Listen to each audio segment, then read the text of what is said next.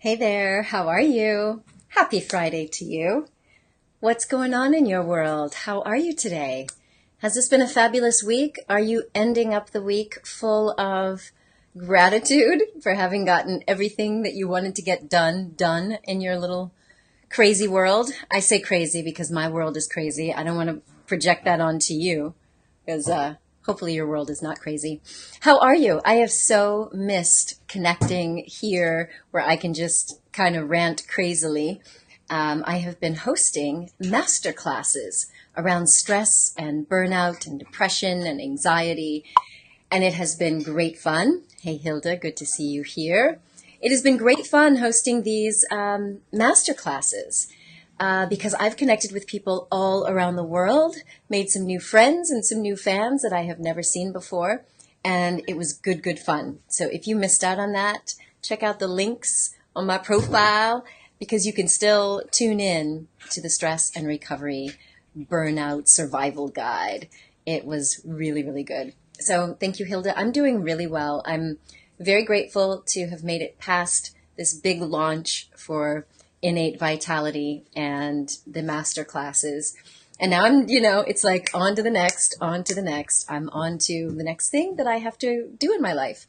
But I wanted to connect with you all because there are a couple of things that came up this summer that I felt were really worth us having a little chat about. I won't actually be here very long today, so don't worry. This is going to be a rather short live broadcast. But what up, Trevor? Hope that you've traveled safely. So here's the thing that came up. We were talking with some friends recently about all of the various types of healing. Okay, I launched a new company called Innate Vitality, where we're bringing together, this bridge between modern science and ancient wisdom. So we were talking about everything from Chinese medicine, Ayurveda, acupuncture, herbs, faith healing, laying on of hands, distance healing, and just hearing all of these perspectives from people from many different countries. And of course, this has been something that I've been immersed in over the last few years in my own practice, really just, I won't say playing with it, but really getting used to the fact that, okay, in addition to everything else that I do, I'm also doing energy work.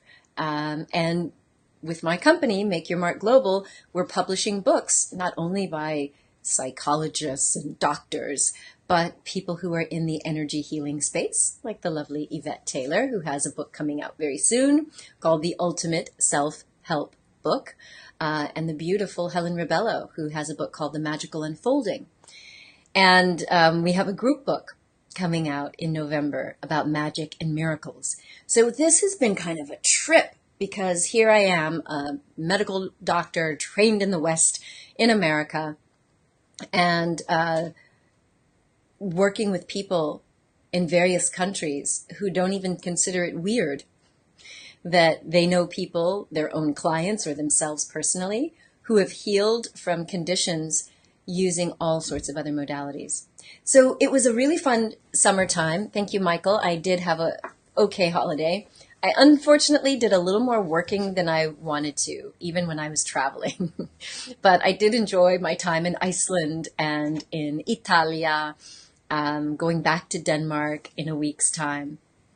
I always build into my vacations, even if it's work, I build in some fun. So it was good for me. And when we were in Italy and after Italy, I was talking with people from all these different countries. And as we were talking about one of the cases that I recently shared on the Masterclass about a very dear friend of mine who was about to undergo back surgery. And through the magic of some distance healing, using a type of meditation and qigong that I teach, he was able to avoid back surgery. And having this conversation and talking about the fact that I didn't even physically see him. He was in another country. He was in the Netherlands while I was in the south of France. And it opened up a line of dialogue between so many other people who also said that they have experienced many, many types of different healing. And somebody said, you know what? I think you really need to talk about the blocks. Because even if we have all of these magical modalities from faith healing and people doing plant medicine and seeing, shamans and curanderos and what have you, and that's even traditional medicine, I should say, and traditional dentistry, there are people who will not get better. And that sometimes sounds really weird to say, but based on what you have going on in your mind, in your psyche, you can block the effects of certain treatments. And that goes for the traditional treatments. If you're going the normal allopathic medical route where you might be on some prescription medications or surgery or chemotherapy, the outcomes of surgery, chemotherapy, and the response to everything from antibiotics to other medications, especially the autoimmune conditions, your internal state of mind and state of being can influence the outcome that you're going to see. So if you don't believe in a treatment, or if you feel like you don't deserve it, I know maybe that doesn't sound weird to you, but I have come across people who had every physical reason why this treatment should work, and it didn't.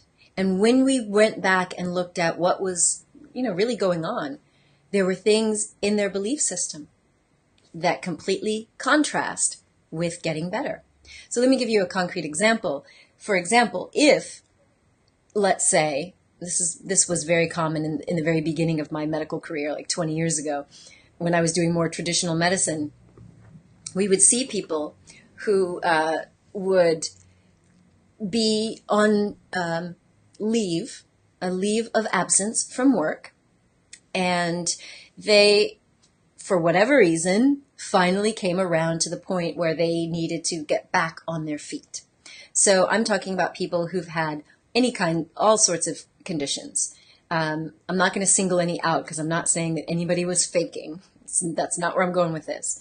But I remember somebody who had chronic fatigue and fibromyalgia and all sorts of things going on. And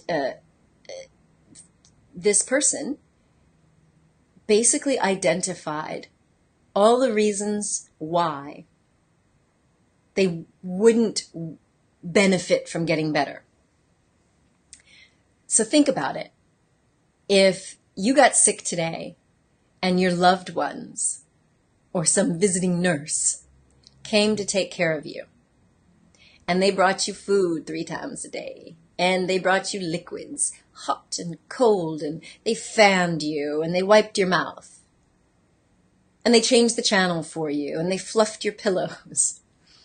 Now, for most of the people I know, that sounds good for about maybe 8 hours. And then you're like, okay, go away, let me take care of myself. But this individual found that there were benefits to being sick.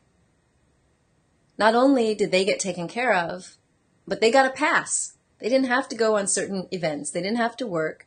And if they weren't well enough to go to certain functions, including the family functions, nobody would really get on their case. And so it was interesting because, it seems kind of a boring or basic example, but I'm wanting to invite you into this conversation of really looking at, is there anything in your life where you have wanted to make change? You may have hired a coach. You may have gone down the traditional path. You may have read all the books and done all the stuff, and yet you keep hitting a wall, or things just kind of fizzle out, or you lose your energy and your mojo. I want you to ask why. Because for some people, they'll point the finger. Well, it was this, it was that, it was this, it was that. And, from the world of positive psychology, we don't want to make anything personally our fault. But there does come a moment of personal responsibility and accountability when you look and say, all right, if I've failed at multiple things and multiple times, including relationships, if everything out there keeps changing and we blame all these things, all these factors, but the one factor that's constant is me or you, then, my friends, you kind of need to go looking within. Am I right or am I right? Y'all got silent. Hello, lovely Helen Rebello. I just mentioned you. So yes, Michael, it is powerful how our beliefs can hinder our treatment. It really is. I'm so glad that you're here as well, Jacqueline. It's funny how I show up right when you've got something going on in your life. Well, we are connected, my friend. It is the Wi-Fi. And it's strong, right? No matter what country we're in. So I'm saying all of this to say that that was kind of a silly example. But once this person understood that it was their responsibility to accept healing, accept that they were going to be an active participant in getting well, everything shifted. Now, we've seen that with a whole number of things. We have the beautiful dentist from the Netherlands, Leslie van Oostenbrugge, whose book, Emotional Alignment is Easy, we're publishing this winter. You know, she says the same thing, that, you know, if you were going into a dentist and they were going to do some work on you from, you know, we've been talking a lot about holistic dentistry with another one of our partners, Karen Joy Almond. We know that if you go to the best holistic dentist and you're getting an implant or you're getting some other work done, if you are afraid of the procedure or you got drama about it, it's going to impact how well, you know, those implants take, for example. We know that all of these things play a role. Now, I'm not saying it's the whole role, but it's part and parcel of it. Okay? So this is one of the things that we definitely have got to address, because I'm sorry to hear you're on your back, Claire. So, you know, one of the things that was interesting for me was when my dear friend, Alexander, years ago, first, I had something going on. I think it was with my neck. I had some neck pain. And this was the first time I was introduced to Louise Hay's work. So may she rest in peace, Louise. And he pulled out this little blue book. I know you guys know it, right? You Can Heal Your Life, where it tells you, you know, what your symptoms or pains are linked to in terms of belief patterns and things. And it was the first time I was like, really? You believe this stuff? You know, this was literally, 18 years ago. But it's funny because as I've matured as a physician, even seeing, you know, good old normal medical clients, I've recognized that it's the beliefs we hold about what our healing means to us and our beliefs about whether we are worthy. Are you worthy of joy? Are you worthy of happiness? I saw it in my medical practice. People would sabotage their treatment plans because they didn't believe they were worthy of having vitality. Like, it sounds weird coming out of my mouth unless you know exactly what I'm talking about, right? And so the thing that came up was we heard from a woman who had been diagnosed with a cancer in her breast. And she came to this country to get treated.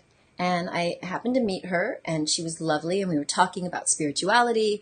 She was like, you know, my family really wants me to undergo this chemo and surgery and all of that.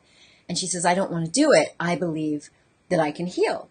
And so I was curious. You know, she kind of looked at me like, are you going to be like the rest of those doctors who just want it, la, la, la? And I was like, tell me more. You know, tell me what it is what are your beliefs? And she believed in this particular type of healing and meditation practice. And she said, I just know where this cancer came from. And she believed, this is her words, she believed that it was the anger and resentment that she was holding towards her ex-husband. She believed that it was that created this opportunity for those cancer cells to go crazy. And she said, I know that I can forgive him and I can practice this type of healing and meditation, and I can go and have this completely gone. And who am I to doubt that? You know, I'm like, hey, whatever floats your boat. Because look, I wasn't her treating physician. I didn't have anything to lose. I didn't need to influence her. I think her family was hoping I would nudge her into the conventional route. But I believe that we have way more power and control over our health and vitality than any doctor, than any surgeon, than any pill or medication. And I learned that from a hardcore normal doctor, the late Dr. Alan Mintz, when I was doing my training in age management medicine, which, was, back in 2004. He was the first person that really broke it down for me. He's like, with epigenetics and our beliefs and our lifestyle and stress management, we can impact our genes on a DNA level. So I was like, I'm all for it. So I gave her acupuncture. We did some work together, but I was just there as a supportive role. And here's what happened. And, you don't even have to take my word for it. We got scans on this one. When she continued to practice, she was in between the weeks where they wanted to get her ready for surgery. She was practicing this meditation thing of hers twice a day, 3 times a day, intensively. And when she went in for her evaluation, she already had scans from the first hospital that saw her where they showed where the problem was in her breast scan. And when she went back, of course, the new hospital had to rescan everything and, of course, make sure it's her, make sure it's real. Well, guess what? You know what I'm going to say, right? You know what I'm going to say. They did not find this lump at all. They did not find the same lump that was there before. And it wasn't just that it was only seen on her mammography. It was also felt. It was a big enough lump that it was palpable. Well, it wasn't there anymore. And so we were talking about this, as I said, amongst a group of friends, and somebody else mentioned the fact that despite all the best efforts, this person lost someone very near and dear who was still holding on to resentment and anger and bitterness towards a family member. And to my friend, it was very clear that on the day that this person passed on, it was clear that anger and resentment had not gone. And that was why the disease had progressed so aggressively. And it was like what he said, he could see it just all over her face. And so a lot of the work that I do now is helping people to go into the past, not to go dredging it up and reliving trauma, but instead to go back and right the wrongs, whether that's through forgiveness, whether that's through reprocessing and repatterning, because many of the people I work with have had trauma in their childhood. And they think that because they went to talk therapy, oh, I should be fine, right? So why is it I keep getting hung up by the same problems in my relationships and my work and my money? And it's like linked back to these childhood issues. And the reality is that your neocortex that can make reasonable sense of what happened back then doesn't go and tell the lower brainstem, the amygdala, to say, oh, honey, it's okay that your daddy did that and daddy left you. We're good now. The amygdala is still holding on to that. Like, we know that with trauma, with PTSD, we know that if you don't separate out what's going on in the brainstem and the body, it gets locked into our energy field. We end up carrying that trauma forward, and it's not something you can rationalize away. The higher brain centers don't do it. There's got to be an emotional release that goes into the brainstem and says, it's okay. And so when I ask this question about, what is holding you back from a life of happiness or bliss, are there some skeletons in your closet that you have not addressed yet? Ponder that, and I'm going to read a few of your comments. I'm glad to see that some of our good friends are here.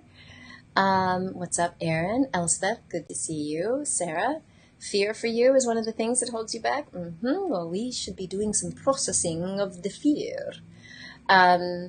So Hilda's about to start medical yoga. Wow, to become an instructor. Congratulations. Food is medicine. It's changed your life. Ah, right. From your diagnosis of panic and angst. Wonderful. So you've changed your life and you're 100% responsible for your health in your life. Awesome. I love that, Hilda. And Charlotta, good to see you here. Helen says her mother-in-law has just had a knee replacement, and after a few days post-op, a few days of issues, she was readmitted, and had further surgery yesterday. She was deeply worried about not being able to do her normal things.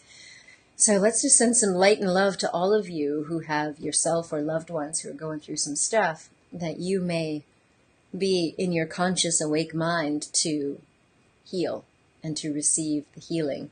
Because the worry that we carry around, and yes, to your comment there, Charlotta, shame is also a big one. But when we carry around these fears, these worries, the brain stem, the lower reptilian brain, doesn't know the difference between live and memorex. In other words, our brains don't know the difference between there's something really here physically threatening me versus what I'm just making up in my mind. It all seems like a threat, which means it's kicking up those stress hormones, which means it's putting our immune system, in some cases, if you've been under stress long enough, into hyperdrive, which is why we see so many autoimmune conditions. But no matter where you are in the spectrum of on your way to burnout or just in hypercortisol, we know that these chemicals and hormones affect our ability to heal. They affect our ability to rebound. And so this idea of being worthy, of finally being so healthy that you're worthy of going out and dancing and having someone else focus on you, and you finally getting to focus on the things in your life that bring you joy. This is the key. And Leslie Van Oostenbrugge, I just mentioned you in your new book coming up, that fear is cavitating. Yes, fear can lead to these things. So it's really important for us to go looking within and find out, are these past upsets? And again, I'm not trying to say we all have to sit on the couch and relive everything. Yes, CBT, Jacqueline, cognitive behavioral therapy can be good, but I don't find that CBT alone is useful for PTSD and for trauma sufferers. I think it's good by giving us new ways to process what's going on in our current reality, changing our behaviors. But ultimately, the work that I've done in trauma, from addictions and eating disorders and working with people who've experienced physical and sexual abuse, is that there needs to be something that takes place on another energetic level, where we can safely take a person, there are a number of modalities, I'm not pushing any particular one, but ideally getting the person into a safe space where they can re-evaluate or re-examine whatever the trauma was and decouple that traumatic energy that's going on in the brainstem that gets locked into the body and keeps re-triggering them. So a lot of people around here, I know, like the tapping and that stuff, and that is helpful to some extent. I definitely believe a lot in EMDR, the eye movement, desensitization and repatterning. That's worked wonders for people with trauma. Doing acupuncture. In our case, when I first started doing acupuncture way back in 1999, which is still really hard to believe that that's how long I've been doing this. Well, yeah, 98. What was interesting was seeing how this protocol, which was created for drug and alcohol detox, when you talk to the people who were addicted to prescription medications for pain because of their war injuries or things like that, by putting in these acupuncture needles before they went to group therapy or even solo therapy, it gives people this sense of perspective when you've been in the acupuncture state, that gives you this ability to separate just enough to retell a story without getting re-triggered, and to be able to look at the events of one's life without getting re-triggered and without having your identity collapsed with whatever happened then. Because a lot of the people that I worked with when I was just writing my book before last, The Orgasm Prescription for Women, is when you looked at all the physical reasons why someone was having intimacy issues and they were all taken care of, but the one thing was this lack of processing of their sexual trauma, then we realized that we needed to do more work there. And when we realized that all the talk therapy in the world wasn't addressing it either. And yeah, so I'm sorry, Jacqueline, that you don't think it's enough either. And Helen, you'll have to tell us about this Toltec thing called recapitulation. I wonder if it's anything like the Buddhist tradition of, recapitulating or going backwards from things that have happened to you during the day. But in any case, there are a number of different modalities. I'm happy to, host a few masterclasses on these trauma release things alone. Next month, September 23rd through the 28th, I'll be in California with a Kundalini yoga guru, Karena, Virginia, and we'll be leading an event called Inner Bliss, Outer Glow that will help people to figure out what is blocking them from their sense of self-love, self-acceptance in life, and as well as in their intimate relationships. But I think that I just wanted to tease this up very briefly for this end of the week, not to be a downer, but to really just realize that some of these people that I was working with are really advanced on their spiritual path, and yet there were things that were unprocessed. So these grudges, you got to look at forgiveness, man. Like, not to give the perpetrators in your life a break, to give yourself a break, right? And we need to look at past hurts so that we can clear them from our energy field, so that we can let the brain get the message that we're okay, we're safe, we're okay right now. And so it's crucial, because I know that with all of the healers and therapists and people that I've worked with around the world who are brilliant, like, I'm just surrounded by all these amazing gurus, and yet we all have these same challenges. We get to these certain clients who are blocked because they're still holding things in their mind, their brain, their energy field, or their heart. And so this is what, this is what I wanted to leave you with. So I actually have to go. Sorry, guys. This was just me wanting to jump on for another brief moment to connect with you since I've missed you. Yes, Michael, forgiveness is absolutely huge.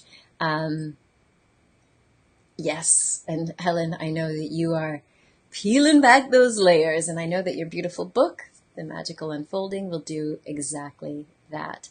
So, my friends, I am glad to know that you love the idea of maybe us doing some trauma clearing. One of the things that was cool, I'll say this and then I'll leave you. One of the things that was really cool about hosting these masterclasses, which you can still catch now if you'd like, was that in our last masterclass, I was able to lead kind of a group healing practice, a little meditation. And I love doing these because so many people emailed me back and said, oh my God, I could feel the energy. I could feel myself getting free. I could see things differently. And so I would love to offer some more of these masterclasses so that we can do some of this trauma healing work, and you can be exposed to many other modalities, right? You can definitely check out what I teach, which is the attunement process mindfulness meditation course, where I will teach you exactly how I do what I do as a healer, including the distance healing and the woo-woo stuff. Just visit attunementmeditation.com. All right, my friends. So I am going to jump off now. I know it's kind of weird as a Friday. I'm taking yet another meeting, but I thank you all for tuning in. Please check out the masterclass, and if you want to join us in California, I would love to see you there. Both Karena and I would really love to welcome you to Scotts Valley, California, because it is a beautiful place to do the deep, deep work. Everything is taken care of. It's beautiful, immaculate grounds there in the Redwood Forest, and the food, impeccable.